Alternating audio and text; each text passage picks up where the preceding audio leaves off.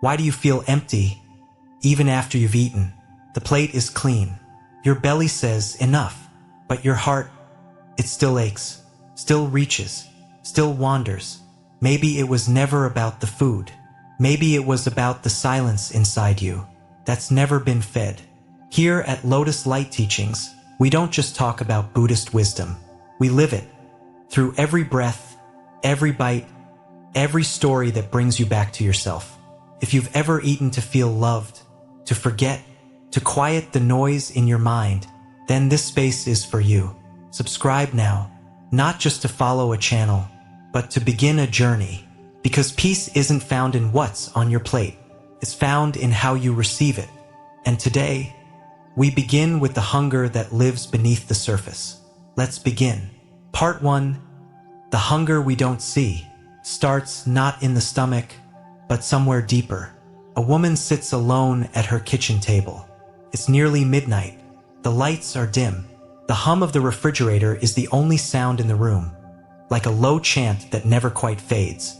She's not hungry, not really, but her hand reaches out anyway. The crinkling of a candy wrapper feels louder than it should. 1 bite, 2, then 3, and suddenly, there's no silence left. She tells herself it's nothing, just a little snack to ease the day.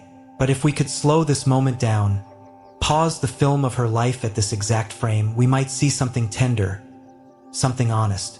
A hunger that isn't about food. A craving that isn't for sugar. It's loneliness. It's uncertainty. It's the ache of unspoken things. The Buddha once said, "It is not what enters your mouth that defile you, but what arises from the heart." And yet, how often we try to heal the heart through the mouth. We live in a world where emotional hunger is often mistaken for physical need. We eat to soothe. We eat to forget. We eat to silence the echo of emptiness inside. And what's tragic is, most of us don't even know we're doing it. No one ever taught us to feed the heart with stillness. No one ever showed us that peace has a flavor, too. In the monasteries of ancient India, mealtimes weren't just a break between meditations. They were the meditation. The bowl, the rice, the steam rising like incense from the food, each part was part of the path. But how far we've wandered from that. Today, we eat in cars, in front of screens, during meetings, on the run. We scroll while chewing. We multitask with our mouths full. We forget what we're doing. We forget that eating is sacred. There's a story passed down in the forest tradition of Thailand. A young monk once asked his teacher, "Ajahn, why do we eat only once a day?" And the teacher, with a smile as gentle as falling leaves, replied, "Because it teaches us to feel the difference between true hunger and restlessness. This restlessness, this hunger we don't see, is everywhere." Think back. When was the last time you opened the fridge, not because you were hungry, but because you were overwhelmed, or bored, or just tired of your own thoughts? It's not weakness. It's human, but it's also a signal. A call from within saying, "Please listen, there's something here. Something that needs your attention, not your avoidance." In Buddhism, there's a word, tanha. It means craving, but not just craving for things. We're also craving to feel something different than what is. Craving to not feel lonely. Craving to not feel pain. Craving to escape. And food, dear one, is one of the most socially acceptable escapes we've ever invented. Now imagine this. A small child cries, not from hunger, but from fear. The adult nearby, not knowing what else to do, hands them a cookie. It works. The child quiets down. But something else just happened. A seed was planted. A lesson was learned, not with words, but with repetition. When I feel something uncomfortable, I eat something pleasurable. Fast forward 30 years. That child is now us. Still holding cookies in our hands, still unsure of how to sit with discomfort. But Buddhism invites us into another way, not through guilt, not through control, but through presence. The Buddha never said food was bad. In fact, he emphasized moderation, not restriction. He taught his disciples to eat, but he also said, be mindful of what feeds you, not only through your mouth, but through your eyes, ears, and thoughts. And when we begin to look deeper, we realize the true hunger we're facing isn't for calories. It's for peace. It's for clarity. It's for rest. There's an ancient practice among monks called Paisak Yiniso. It means, reflect wisely before you eat. They would ask themselves 3 questions. Am I eating this to nourish the body or to entertain the mind? Will this food bring calm or restlessness? Can I eat this with gratitude and awareness? Simple questions, but they cut through illusion like a monk's blade through silk. What if we tried them just once? What if before your next meal you paused, just long enough to notice what you were really hungry for? Let me tell you about an old woman I met at a retreat once. She had spent most of her life dieting. Keto, paleo, low carb, no sugar, she'd done them all. But one morning, as we sat silently over breakfast, she began to cry. Not loudly, just tears falling into her oatmeal. I leaned over, gently asked if she was okay. She whispered, "This is the first time in my life I've actually tasted my food. And it's the first time I realized I wasn't trying to get smaller. I was trying to disappear." Silence followed. The whole room seemed to breathe with her. No one judged. No one rushed. We just sat with her pain, with her awakening. And from that moment on, she began to eat differently. Not for weight, not for control, but for peace. So maybe the path to peace begins not in a cave or monastery, but in the soft clinking of a spoon in a bowl. Maybe enlightenment is hidden in your morning tea. Maybe healing comes one mindful bite at a time. The hunger you don't see isn't a flaw. It's a message. And if you listen gently enough, you may hear what it's truly asking for. Not more, not less, but presence, stillness, love. And tomorrow, when you stand before your cupboard or reach for a snack, try asking yourself, what am I really hungry for? You might be surprised by the answer. Part 2. When the mind is restless, the tongue wanders. Sometimes the mouth moves before the mind even knows why. You're standing in the kitchen again.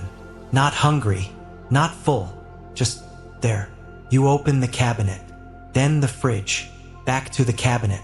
Your eyes scan shelves like a monk flipping through ancient scriptures, but you're not looking for food. You're looking for peace. And without realizing it, your hand reaches for something crunchy, salty, sweet, something to chew on, something to interrupt the endless murmur inside your head.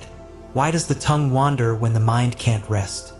In the Buddhist monastic code, there is a curious guideline. Do not eat after midday. At first glance, it might seem austere, but it isn't about discipline, it's about clarity. The wandering mind is like a monkey, jumping from tree to tree, from thought to thought. And when the mind is restless, it pulls the body with it. We scroll, we snack, we seek distractions not from the world, but from ourselves.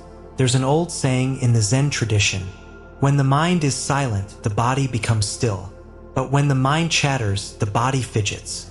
Food becomes just another place to hide. A woman once came to a temple in Korea, exhausted by anxiety. She told the head nun, "I try everything, breathing, mantras, journaling. But when I'm alone, eat, even when I'm full." The nun simply smiled and asked, "Have you ever eaten while listening to your fear?" The woman blinked, confused. "I don't understand." So that afternoon, they sat together in silence with a bowl of rice between them. Each bite, the nun whispered, "Just notice what's there, not what you're eating, but what is eating at you." And slowly, with each spoonful, tears came, not because of the rice, but because, for the first time, she realized her anxiety wasn't asking to be fed. It was asking to be heard. We often say comfort food, but what we really mean is numbing food. Food that softens the jagged edges of stress, regret, restlessness. But here's the thing about numbing. It numbs everything. When we eat to suppress discomfort, we also suppress joy. The same fog that blurs the pain will also dim the light. In Buddhist psychology, there is a distinction between feeling and craving. A feeling arises naturally. A craving is what the mind does with that feeling when it doesn't want to stay. Like this, you feel lonely natural. You crave a tub of ice cream conditioned response. The Buddha didn't ask us to eliminate desire. He asked us to see it clearly, to notice the moment restlessness begins, to breathe with it, to sit beside it as you would a crying child, not to silence it, not to feed it, but to hold it with compassion. There's a story from the time of the Buddha about a disciple named Sona. He was a strict ascetic, pushing his body to the limit. He fasted for days, meditated without rest. Still, his mind would not calm. Frustrated, he went to the Buddha, and the Buddha asked him, "Sona, were you not once a musician?" "Yes, Lord." "And tell me, if the string of your instrument is too tight, what happens?" "It snaps.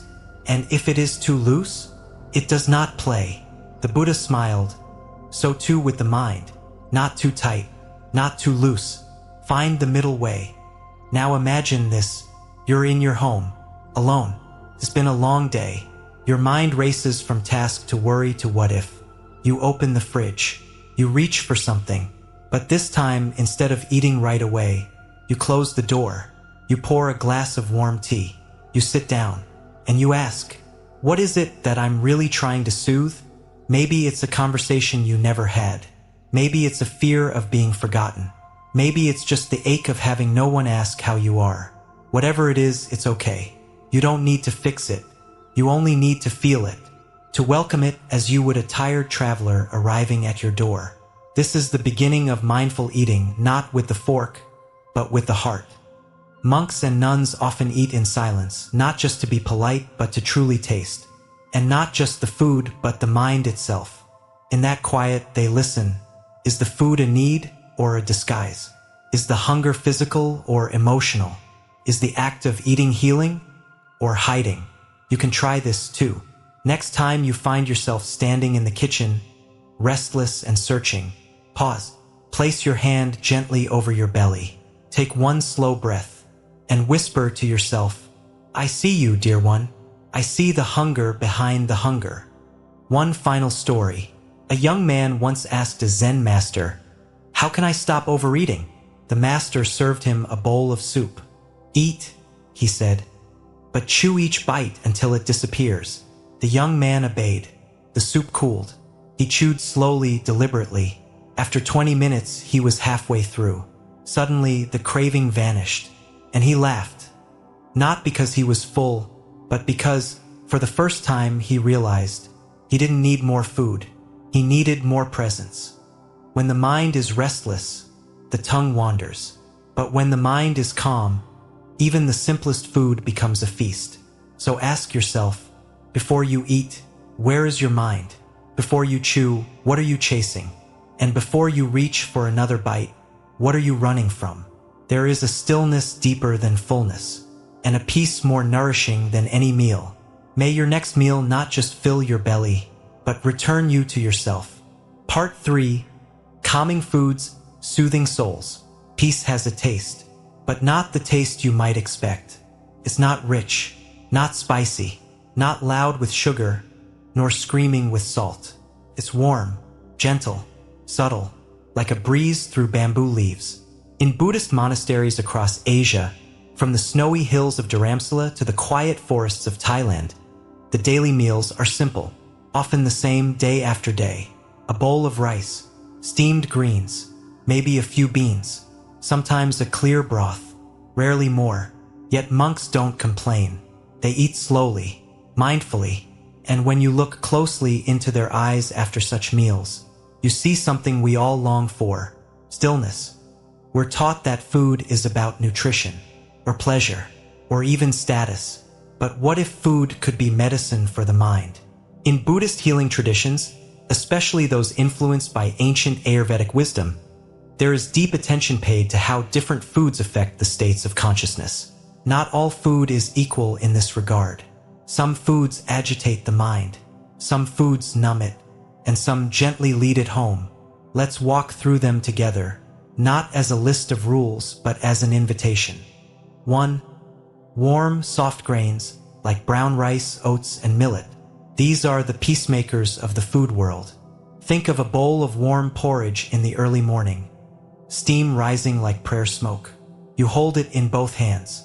It doesn't rush you, It just sits there, waiting for your presence. In Buddhist monastic life, kheer, a sweet rice porridge, is often served during full moon observances. Not because it's luxurious, but because it reminds the body to settle, to soften, to return to a childlike calm. Soft grains are grounding. They don't inflame. They don't excite. They simply say, "You are safe. Rest here." 2. Root vegetables, sweet potatoes, carrots, beets. What grows beneath the earth carries the wisdom of quiet strength. Root vegetables nourish stability. They anchor us when our thoughts spiral. You ever feel anxious and crave something dense, something cooked, something earthy? That's your body intuitively reaching for grounding. The Buddha encouraged his disciples to eat what was local, seasonal, and gentle on digestion. Root veggies fulfill all three. They remind us, go slow, be rooted, you belong. 3. Legumes, mung beans, lentils, black beans. These are the monks of the plant world, humble, nourishing, silent in their service. In many monasteries, mung bean soup is given during periods of emotional turmoil or after long fasts. Why? Because it soothes. Unlike meat or oily fried foods, legumes don't leave the mind heavy or reactive. They digest slowly, providing a steady release of energy, not spikes and crashes. They ask for your patience, and in return they offer calm. Neljas herbal teas, chamomile, tulsi, chrysanthemum, roasted tea, genmaicha. Each sip is like a whispered lullaby to your nervous system. In Zen temples of Japan, genmeika, a tea made of roasted brown rice and green tea, is often served during evening meditations. Its gentle warmth settles the belly and the breath. Chamomile eases tension. Tulsi brings clarity. Lotus tea, used in Vietnamese temples, is said to lift the fog from the heart. Try this. Before your next meditation, drink 1 cup of herbal tea slowly, as if it were the last cup on earth. See what shifts. 5 koked grens, bok choy, kale, mustard grens. Raw foods may be fashionable, but cooked greens have a way of melting resistance. There's a reason ancient Buddhist texts advised avoiding cold, raw meals in times of stress. Cooked greens carry a softness that helps digest not only food, but emotions. When lightly sautéed with sesame oil or simply steamed, they become more than nutrition. They become balm. 6. Foods to avoid when the mind seeks peace. While Buddhist teachings are less about prohibitions and more about awareness, there are certain foods known to stir the flames of agitation. Highly spicy or oily foods, heavy red meat, excess garlic and onions in Mahayana and Zen traditions, stimulants like caffeine, energy drinks, refined sugar. Alcohol, of course, is completely discouraged, not from morality, but from compassion. The rule of thumb?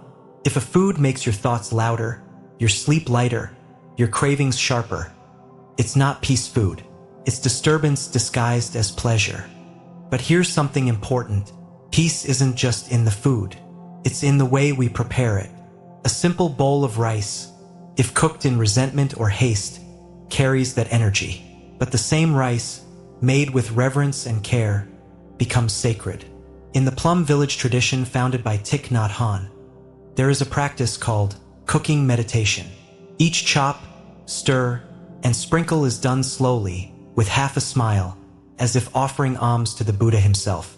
Because in truth, every meal is an offering to your own awakening.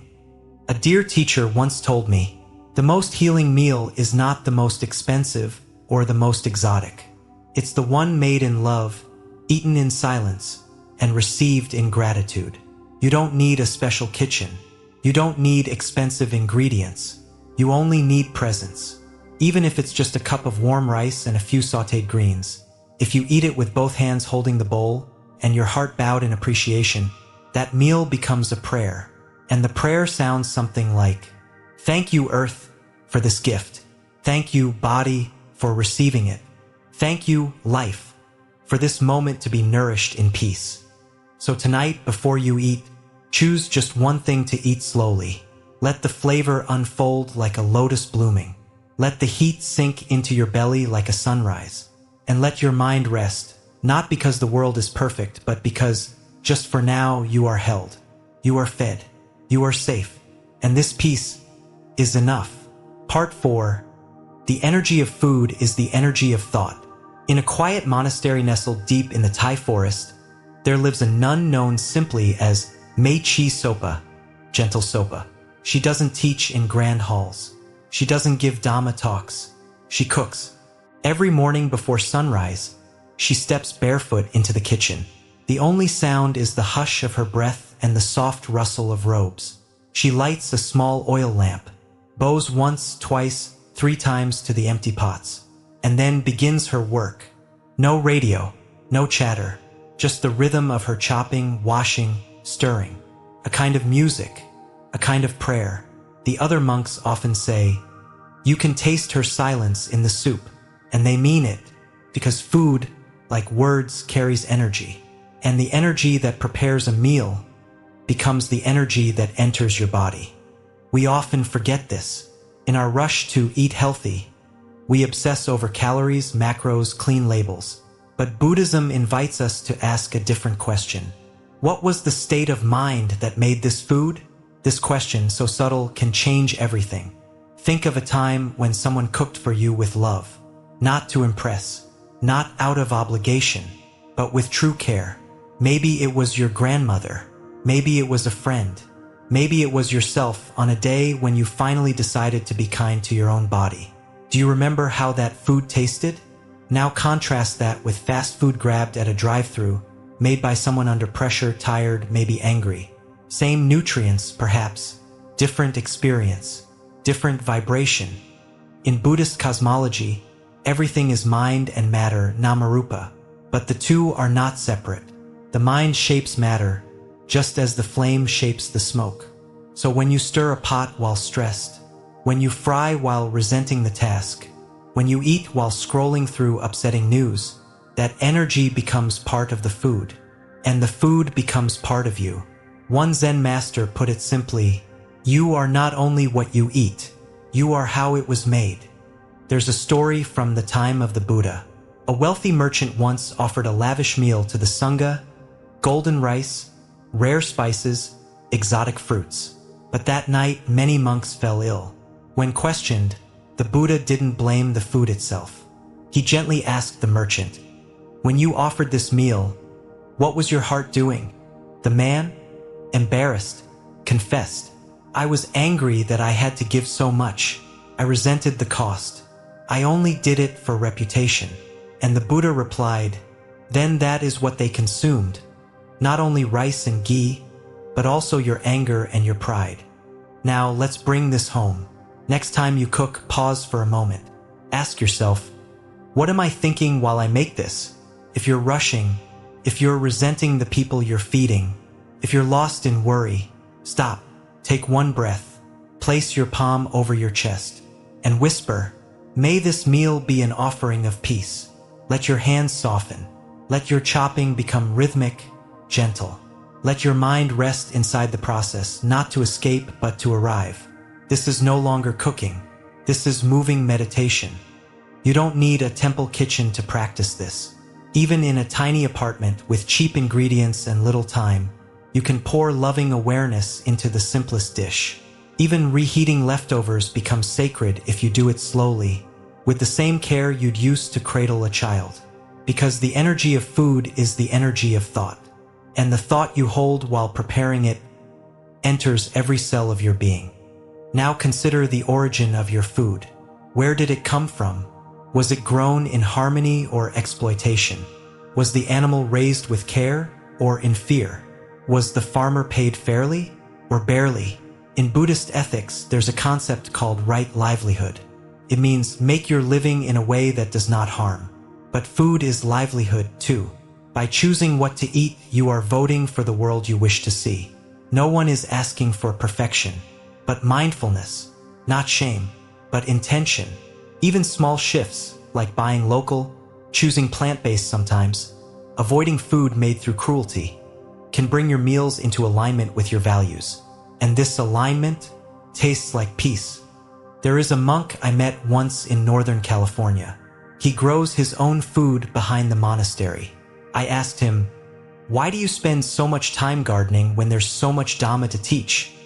He laughed gently and said, "Every cabbage I plant with mindfulness becomes a sermon. Every carrot I pull with gratitude teaches me impermanence." He handed me a tomato still warm from the sun. "I don't just feed the body," he whispered. "I feed the future." So the next time you sit down to eat, ask, who grew this food? Who touched it? Who carried it? What energy traveled with it into your hands?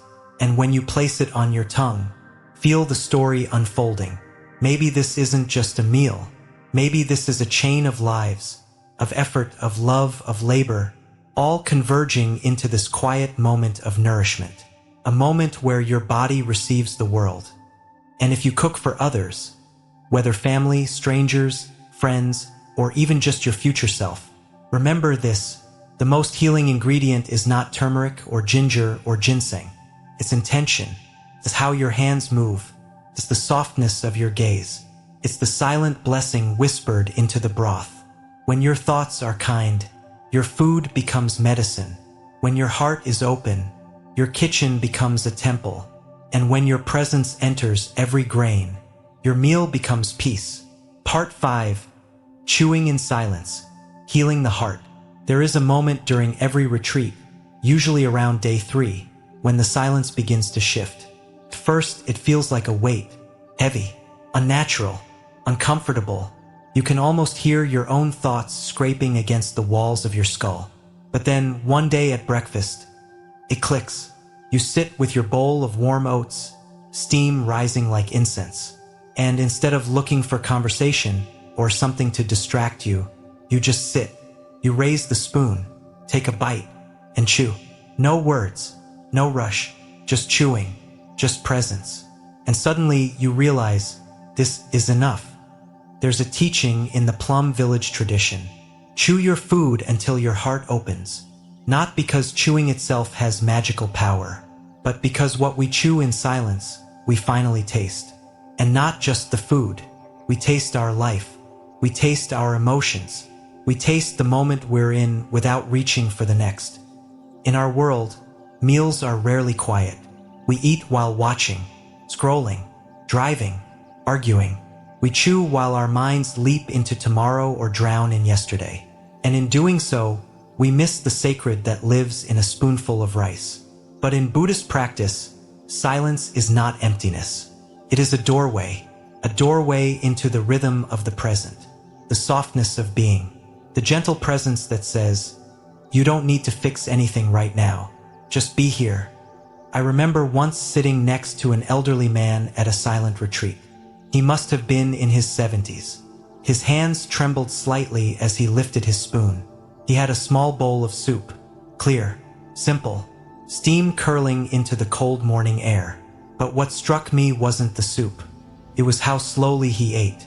Each bite was deliberate, reverent, as if he were sipping from the edge of life itself. As if each mouthful was a memory, a prayer, a letting go.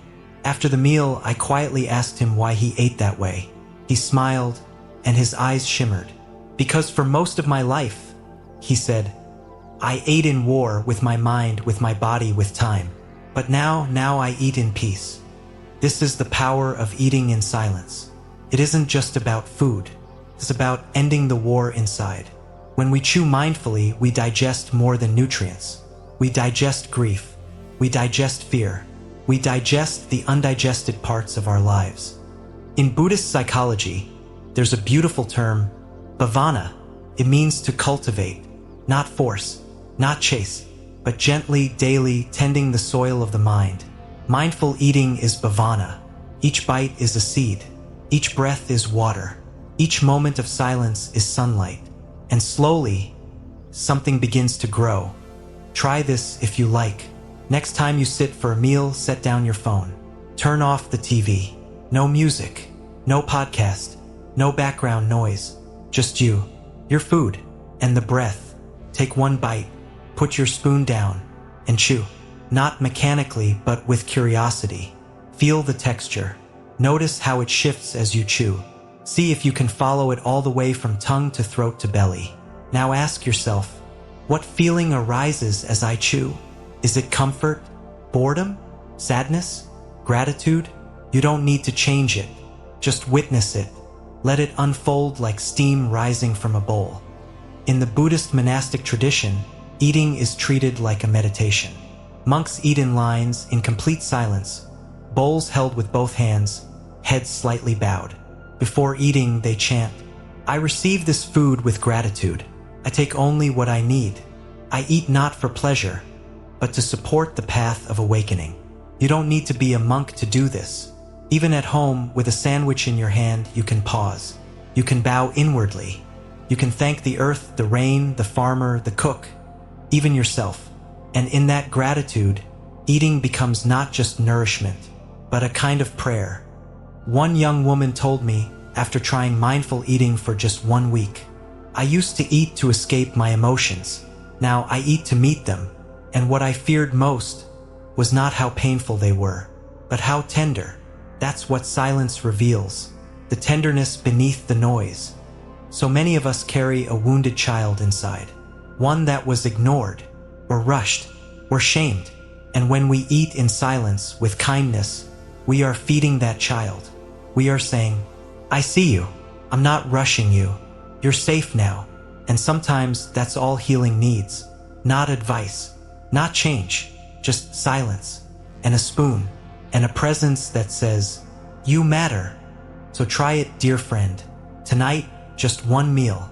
Chew each bite until you feel the tension soften, until your mind grows quiet, until the past loosens its grip and the future stops pulling. And in that sacred pause, you may hear something unexpected. Not words, not wisdom, but peace. The kind of peace that whispers, "You're home now. Eat slowly. There's nothing more to chase." Part 6. Letting go of toxic cravings. It begins innocently enough. A little craving, just a piece of chocolate, just one more chip, just a few bites before bed. But before we know it, we're standing in front of the fridge. Again, heart racing, hands moving faster than thought. It's not hunger, it's something else. A ghost in the belly, a whisper in the mind, a wound that tastes like sugar. In the Dhammapada, the Buddha wrote, "Craving is the cause of sorrow. As a creeper strangles a tree, so too does craving strangle the heart." It's not the food itself that hurts us. It's our relationship to it. It's the craving behind the act. We don't crave cookies. We crave comfort. We crave a moment when the pain goes quiet. We crave a sweetness that can dissolve the bitterness we don't know how to name. Let's get honest. Have you ever found yourself eating while standing? While hiding? While crying? Have you ever promised, "Just this once," then done it again the next night? That is not weakness. That is not failure. That is a part of you trying desperately to feel whole. And Buddhist compassion begins here, not in judgment, but in understanding. Because what you crave most is not forbidden. It's sacred. It's peace. In Buddhist psychology, there's a concept called ta, the root of suffering, often translated as craving or thirst. But it's deeper than wanting. It's insatiability. It's the feeling that nothing is ever quite enough. No amount of salt, no amount of sugar, no amount of pleasure or praise. Because we're not feeding the body. We're trying to feed the ache of the soul. Let's break this down with kindness. Why do you crave sugar? Because it mimics love. It brings quick pleasure, a little dopamine hit, a tiny fake sunrise. Why do you crave salty snacks? Because you want grounding, control, edges, a sensation of solidity in a world that feels slippery. Why do you crave spicy food at midnight? Because you want to wake up from emotional numbness. You want to feel something, anything, that cuts through the dull ache of a long, lonely day. None of these are wrong, but none of them are the answer either. The Buddha said, "As rain seeps through a leaking roof, so does craving enter an unguarded mind. But mindfulness is the roof, awareness is the seal, and love is the repair." There's a story from the early Sangha about a monk named Nanda. He struggled deeply with lust, cravings, attachment to comfort and pleasure. He tried to suppress it, deny it, hate himself for it. One day, the Buddha didn't scold him. He simply asked, "Nanda, what are you truly longing for?" Nanda wept. He admitted, "I want to feel enough," and the Buddha smiled. "Then stop feeding the fire," he said. "Feed the light." So how do we let go? Not by force, not by shame, but by replacing craving with curiosity. Try this. The next time a craving arises, don't rush toward it or run from it. Just pause and ask, where in my body do I feel this craving? What emotion is beneath this urge? If I don't eat this, what will I be forced to feel? Write it down, whisper it, breathe into it. You might find that what you really needed wasn't food, but space, rest, a hug, a soft moment to just be. Now try a short practice, the 3-breath method for craving. Breathe in, acknowledge the craving. Say silently, "I see you." Breathe out, soften around it. Not go away, but you may stay. Breathe in, ask, "What do I really need right now?" Breathe out, respond with compassion.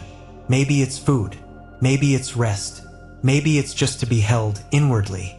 If after this you still choose to eat, then eat. But eat with awareness. Eat with tenderness. Eat without hiding. Because eating from love is always better than eating from fear. Letting go doesn't mean we never crave again. It means craving doesn't control us.